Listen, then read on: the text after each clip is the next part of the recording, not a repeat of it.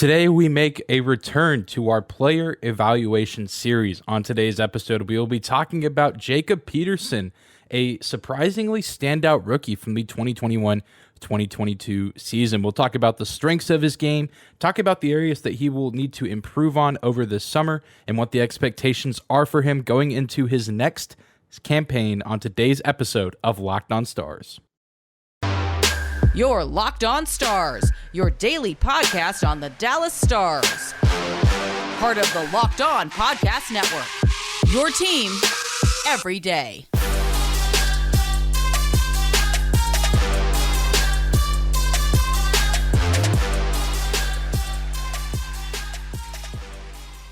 Howdy, Stars fans. Welcome back to the Locked On Stars podcast, the only daily podcast covering the Dallas Stars, part of the Locked On Podcast Network. Your team every day. I'm your host, Dane Lewis, your local expert on all things Dallas Stars hockey, credentialed member of the Dallas Stars media, coming to you on this Thursday, July 21st. And whether this is your first time here or you are a recurring listener of the show, thank you for stopping by today's episode of Locked On Stars and for making us your first listen of the day. Please do hit that subscribe button on YouTube if you're watching on there, and you can also follow us on your favorite podcasting platform. You can also leave us a 5-star rating or review if you like what you hear. You can also find and follow me on Twitter at Dane_Lewis, as well as our show at Locked On Stars. You can follow there for any updates about the show, reactions to Dallas Stars and or other NHL news. Always having a good time over there on the old twitter.com. But let's move on to the main focus of today's episode. I was, looking at the Dallas Stars roster about players that I could or couldn't do player evaluation episodes for, and I thought I had covered all my bases, but then I realized that there was a guy that had a really solid season that I didn't really talk about in depth, and I want to go back and do that here in the middle of the summer. And I, of course, want to talk about the surprising rookie Jacob Peterson from this past season. And while he might not have had as electric of a season as Jason Robertson did in his rookie season, this was still a wild surprise. And I think that that's what makes part of the season for Petey so exciting, was that he really just kind of came out of nowhere, or at least for me, and I imagine for many of you as well. And it ended up being a really pleasant surprise to have him within the organization, but also on the Stars roster this past season. And Peterson, he's 23 years old, was a guy that, I don't think a whole lot of us were super familiar with outside of people that, follow the NHL draft super closely and know a ton about the prospects that are taken in the later rounds of the draft. And that's exactly what Peterson was. He was drafted in round 5 of the 2017 NHL draft, which many of you know is one of the better drafts in recent Dallas Stars memory. So already being taken in round 5 might not bode well for you as far as being known by a team's fan base, but then being taken below 3 of the cornerstone pieces of this franchise isn't going to do you many favors either, with, of course, Miro Heiskanen, Jake Ottinger, and Jason Robertson all taken in those first 2 rounds of that 2017 draft.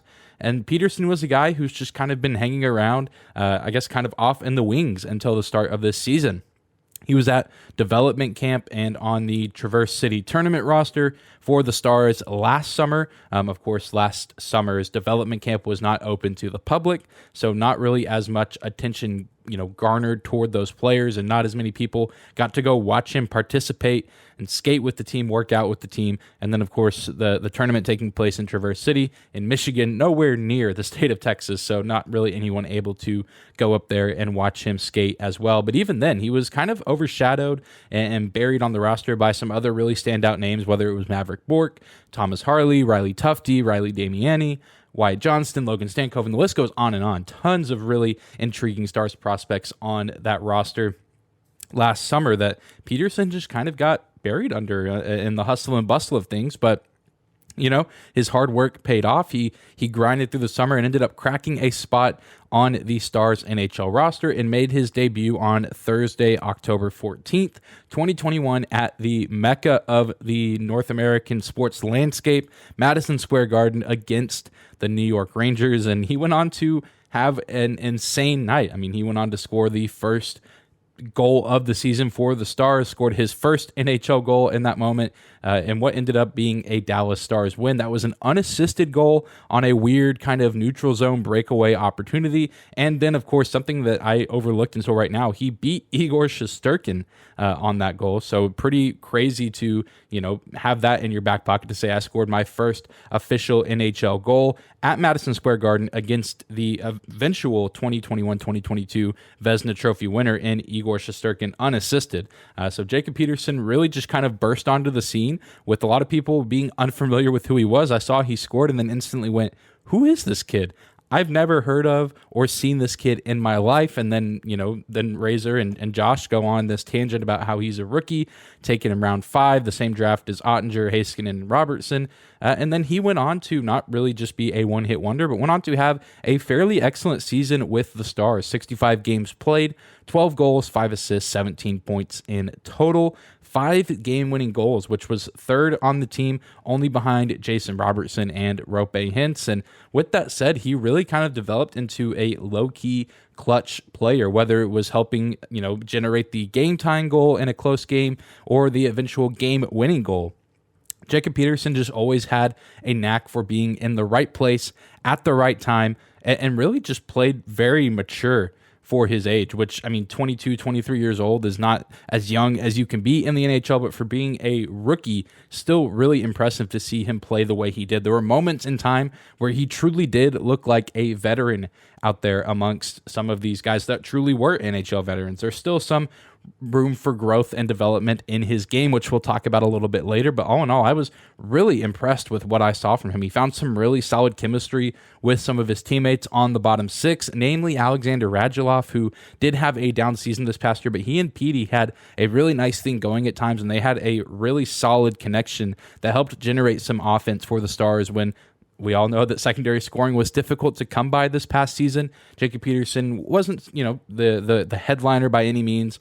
That was not a part of that top line or even in the top 6, but he still found a way to be effective. He's an incredibly smart player, really good hockey IQ, and can play both ways. We've talked about his offensive prowess, but he does have a pretty steady and consistent defensive presence as well, which is something that you can never have too much of on your roster. And I think that fits in well with the Stars' identity, especially this past season under Rick Bowness. And hopefully that's something that will continue to grow and develop as he is under the now teaching and coaching of Pete DeBoer. But yeah, Jacob Peterson, really one of the pleasant surprises of the 21-22 season for the Stars, and I'm very excited to see what else the future has in store for him, and really curious to see what improvements he makes over the summer as he prepares for this next season, which we're going to talk about after we take a quick break and say thank you to one of our sponsors.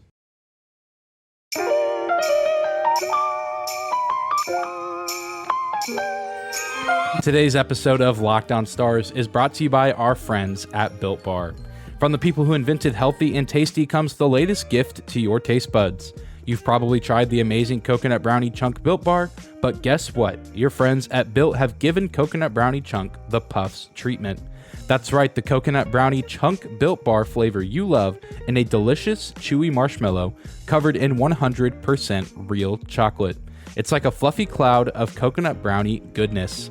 All Built Bars are made with collagen protein, which your body absorbs more efficiently and provides tons of health benefits. You can eat something that tastes good and is good for you.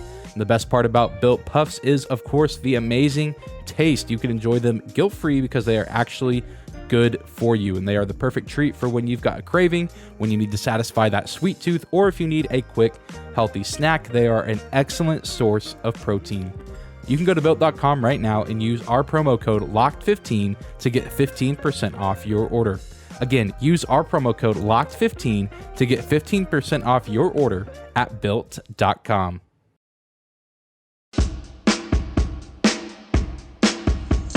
All right, let's continue to talk about Jacob Peterson, the standout rookie phenom of this past season for this Stars organization. Thank you again, by the way, for making Locked On Stars your first listen of the day. Be sure to subscribe if you are watching on YouTube. Help us to get to 600 subscribers.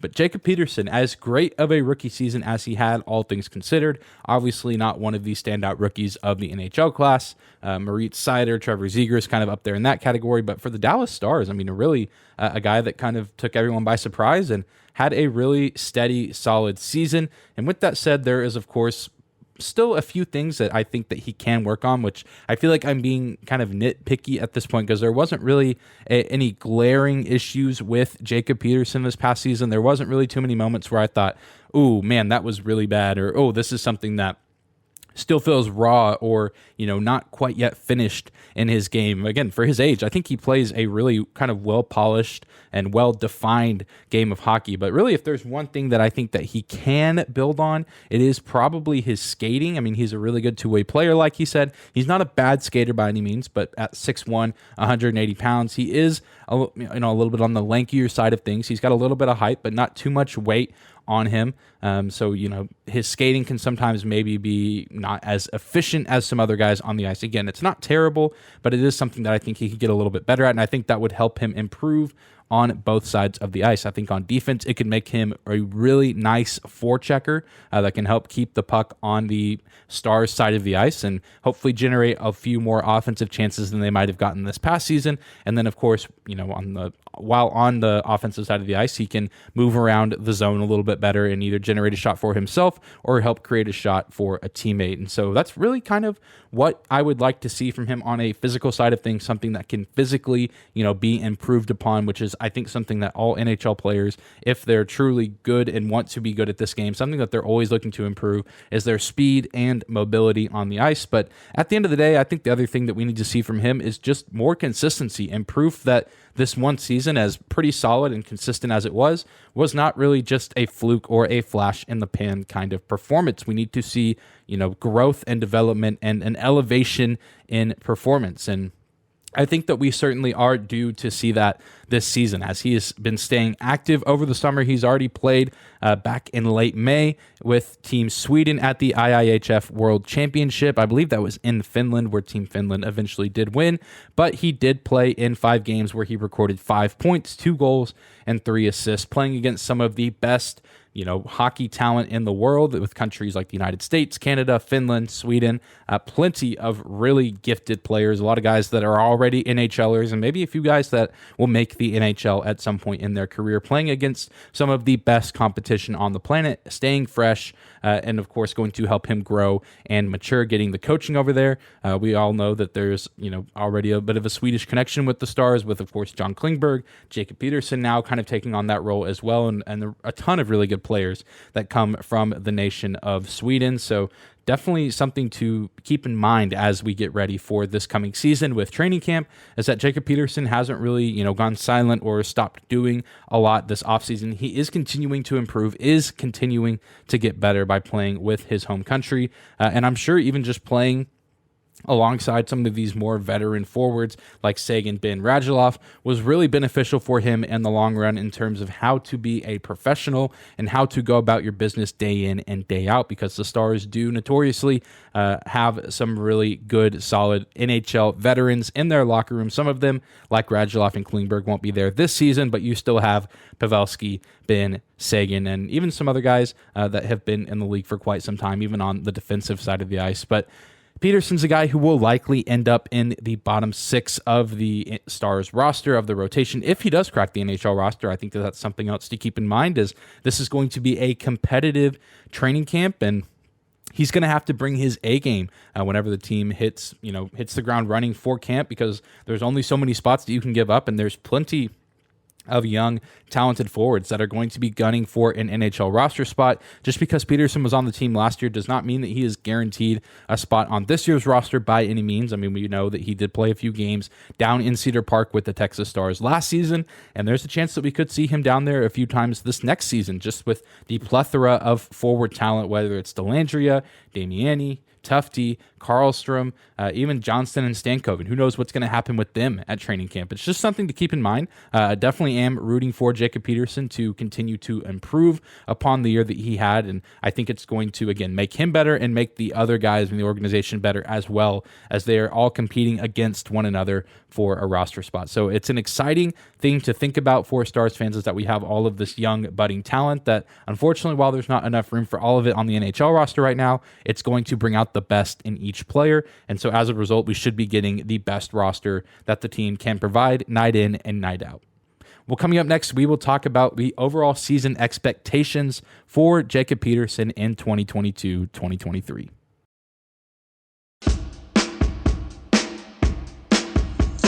All right, we're closing out this Thursday episode of Locked On Stars, continuing to talk about Jacob Peterson. And this is a guy that Stars fans, if he is on the NHL roster at the start of the season, will know a ton better than they did last season. He's not going to take anyone by surprise. People who have been following this team closely within the last year know who Jacob Peterson is and should be getting excited to see what he can do for this team and what kind of services he can provide for this team this coming season, because he's going to go into it with really nothing to lose. He's coming up on the end of his entry-level contract, according to Cap Friendly.